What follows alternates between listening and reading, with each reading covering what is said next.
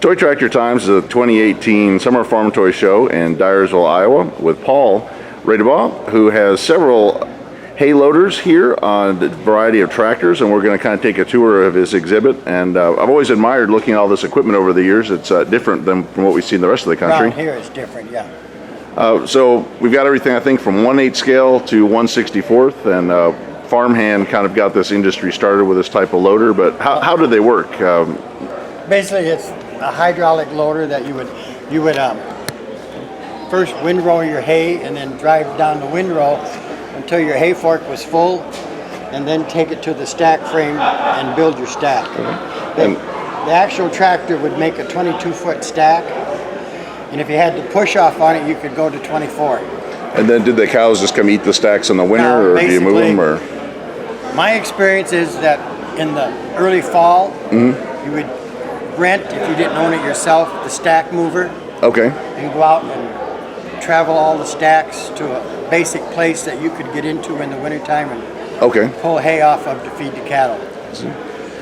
So we've got the 1/8 scale here on a Farmall H, and then you've got a big variety of 1/16 scales on just about every brand of tractor. So Farmhand was the originator of this design, which I think we've got one here on a 450.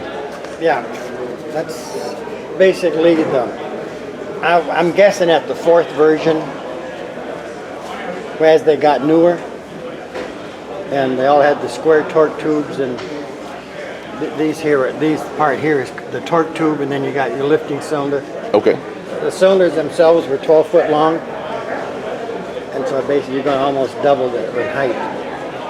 Now, what other brands? I see some different green versions over here. These are still, if you want to follow the years. Okay, we'll get a little history lesson. This is basically the very first model. Okay. Made out of necessity, which was, to my knowledge, bought up by Superior Separator Company of Hopkinton, Minnesota.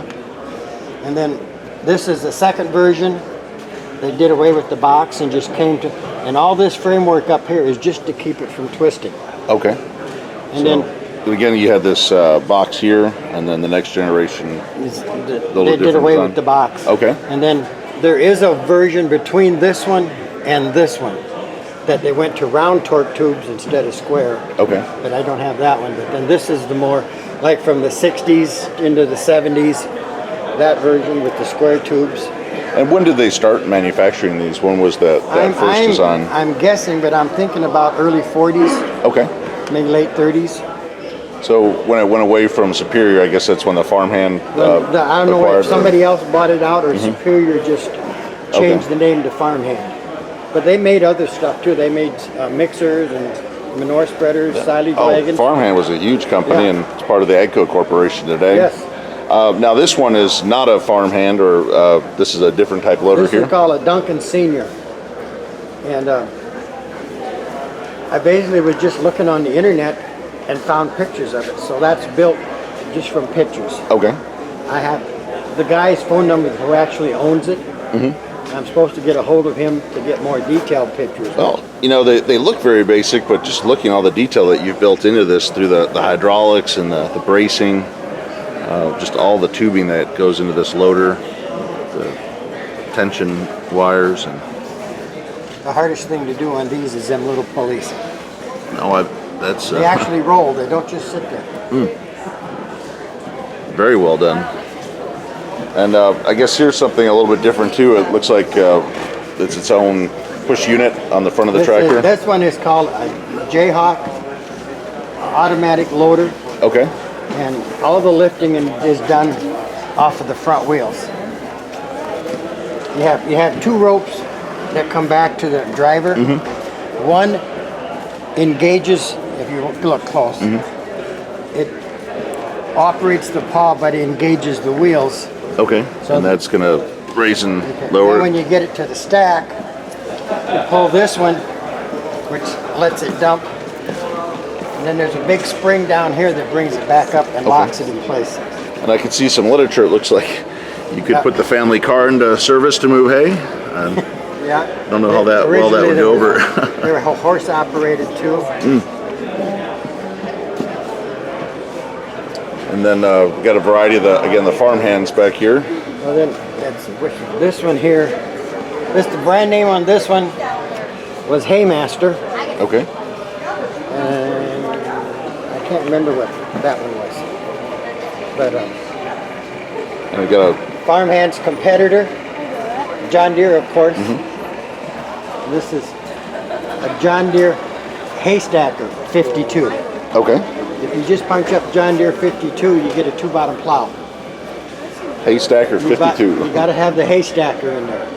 But they only made it for 2 years, 62 and 63. And this kind of gives us an example of what the stackers were doing. So you would mow your hay down, you'd rake it up just like you would if you were going to square bale it or round bale it, but then the forks are going to come along and collect the grass, and then you got a cage that you moved around the field. Yeah, the cage.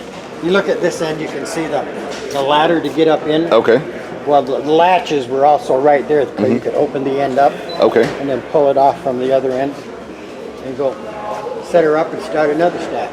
So you said these were about 22 feet tall when they were done, or you could make a 22-foot stack. Okay. And then, like this one, back it up a little bit. With the push off, you could make it go another 4 feet. Okay, kind of make a round mound on top. And then I guess it was somebody's job to walk around the top and stomp it down. With a pitchfork, you fill in the corners, and then basically you would go half as skinny as the height from the top of the rail, and then round it off. Okay. But it settled it, but it was supposed to shed rain. And then I guess we can see that you've got the 164 scale ones here for our model farm fans. And I guess this is neat. You've built a demonstration here. Can you show us how it works? Or I guess I'll come around to this side.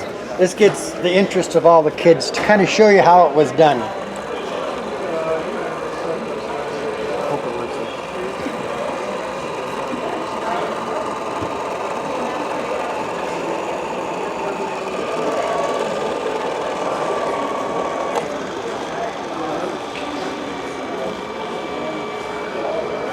Oh, that's really neat.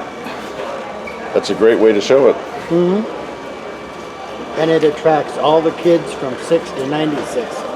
That's good. Well, Paul, thank you for the tour. Yep. Thank you for helping capture this part of our farming history.